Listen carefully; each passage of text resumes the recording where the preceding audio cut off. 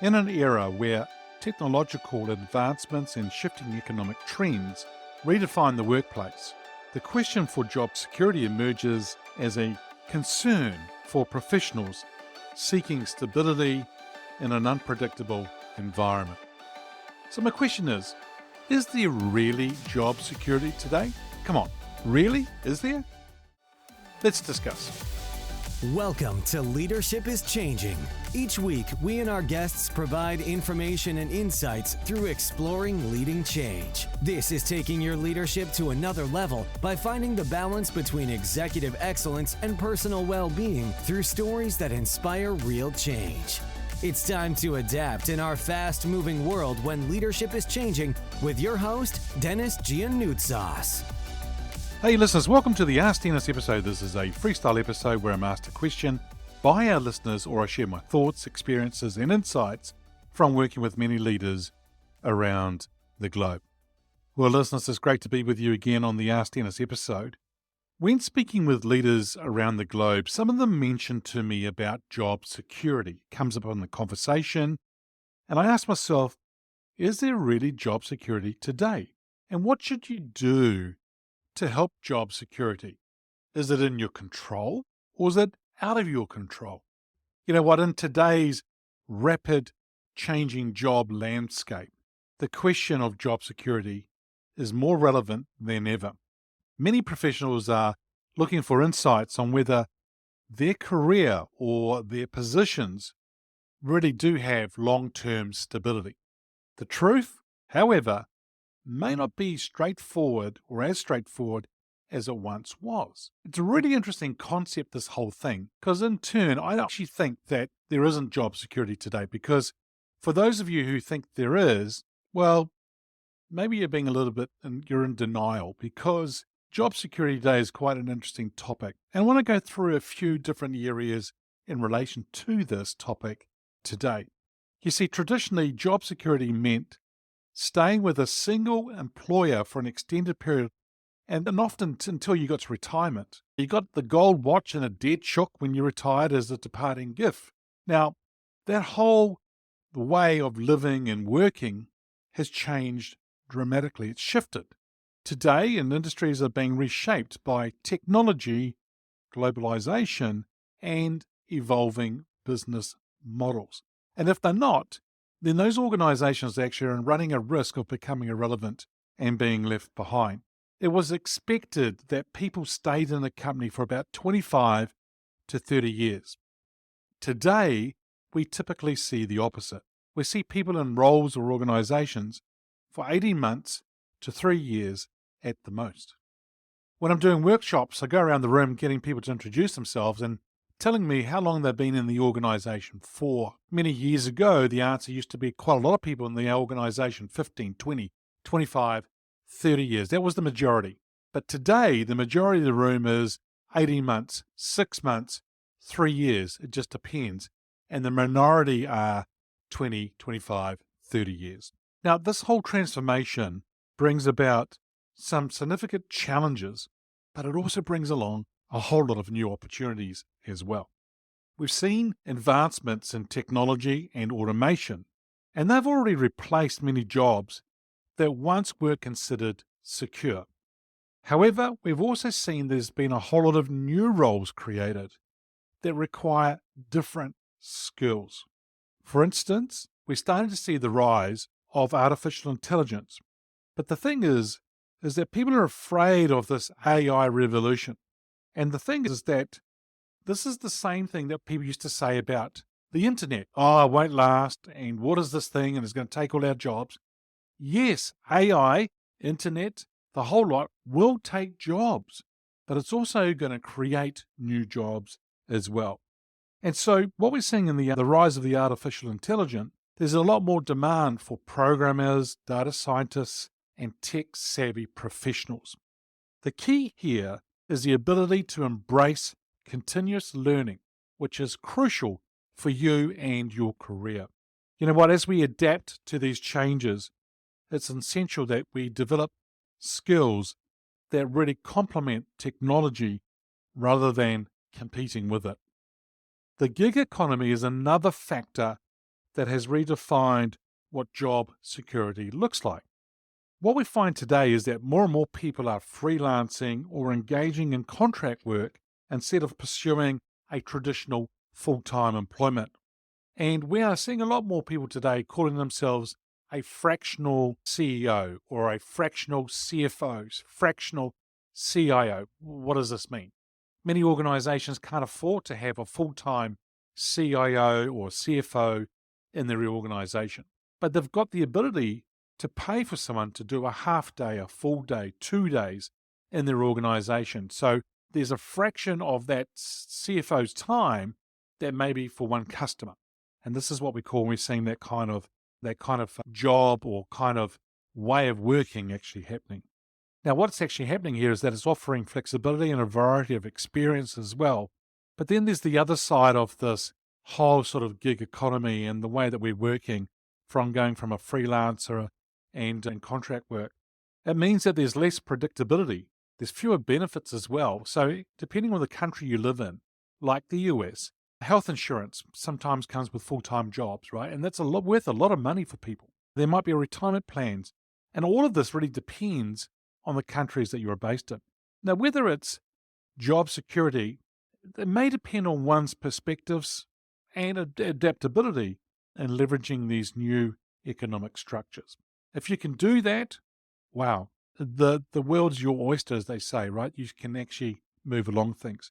Now, some sectors are more volatile due to the technology and the changes that we're seeing, but also along with economic pressures, while other sectors offer more stability.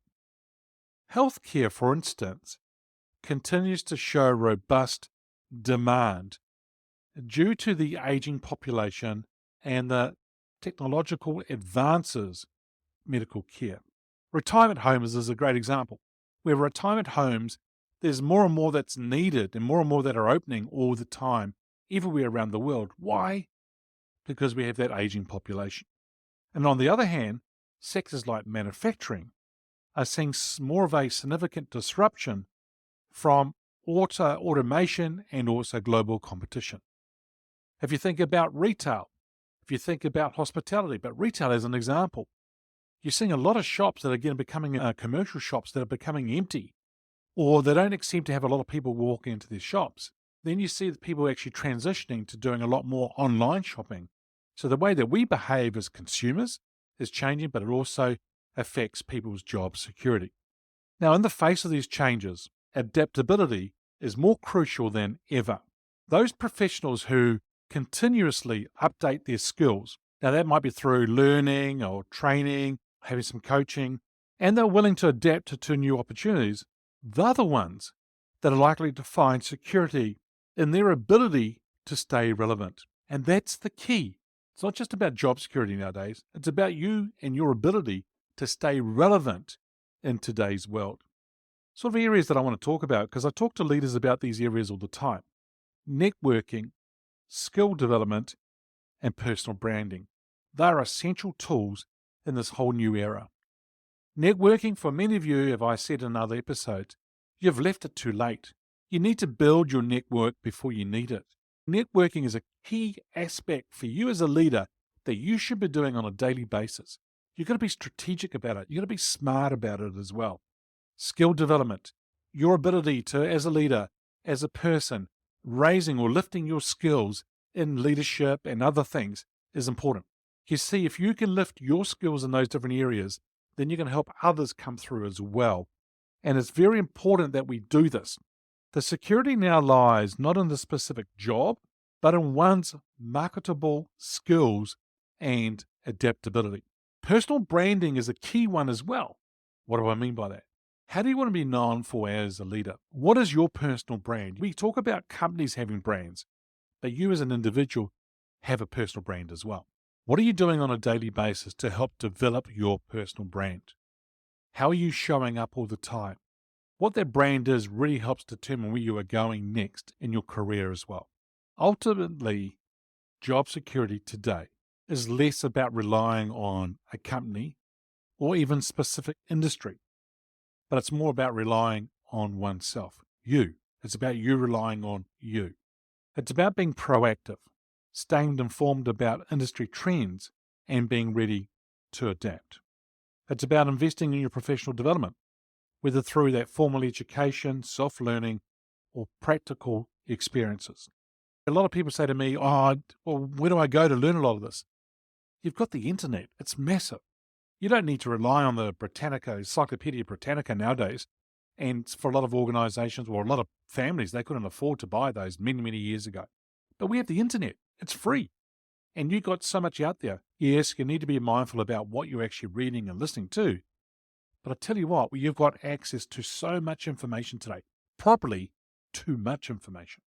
So I think the thing here for you is to be out there on the cutting edge. You need to be reading books or listening to books, white papers, studies, networking with people. But I've got to say this to you. Don't wait for your organization to develop you. You need to develop yourself. Take ownership yourself. I've got to spend hundreds of thousands of dollars on myself. I'm not asking that you need to do that. But I tell you what, you need to go out there and develop yourself as well. Because these organizations may pay for top performers or senior roles and things like that. But there's a lot of people within the organization that miss out. So, is there job security in today's world? As I said earlier, the answer isn't as simple yes or no. It's all about how well is it you as an individual can navigate change, adapt to new environments, and reinvent yourself. We are living in a dynamic landscape, a dynamic world. Flexibility and ongoing learning aren't just beneficial to you, they're actually necessary. They're things that you're going to have to do. And those who embrace these principles are likely to find job security isn't about a place of employment, but about being someone of value no matter where you go. Job security is very much alive, but in a form that requires us to be more active participants on our career journey. In other words, the way I talk about it is that you're not on autopilot, you're being more deliberate in what you're doing. See, the power for you to secure your future career moves lies within the ability to adapt, learn, and apply skills in all sorts of different contexts or situations. The actor and comedian Steve Martin, he said this, get so good at what you do that they can't ignore you. And if you think about that whole scenario, what he just said, and relate it back to the skills, the networking, your personal branding and all that, that's where you're going to actually find that things are going to be a lot stronger for you in your career journey. So listeners, here's the call to action. There's a couple. Download the 10 ways to lead in today's world. There is a link in the show notes for you to go ahead and do that, or check out my social media. I'm posting different things around this where you can actually download the actual document. What I'm going to suggest you do is you review it, the 10 main themes and the 42 strategic insights. Understand where you stand with each of these main themes and then what you need to work on. So that's the first call to action. Number 2 call to action is, in today's episode, we talked about increasing your value as a professional in the areas of networking, leadership skills, and your brand. I work with leaders all the time around these areas and many more other areas. If you want to, let's get on a free strategy call for 15 to 30 minutes and let's talk about you. Let's talk about where you're wanting to go, what areas you need to work on, and see what areas and goals you might want to put in place for the next 12 months. Hey listeners, that's it for this episode. It's always a pleasure being with you. Thanks for joining me on the Leadership is Changing podcast. Until next time, bye for now. Thank you for listening to this episode of Leadership is Changing with your host, Denis Gianoutsos. Each week, we and our guests provide information and insights through exploring leading change, inspiring executives and leaders to adapt and lead a bigger game in a fast-moving world.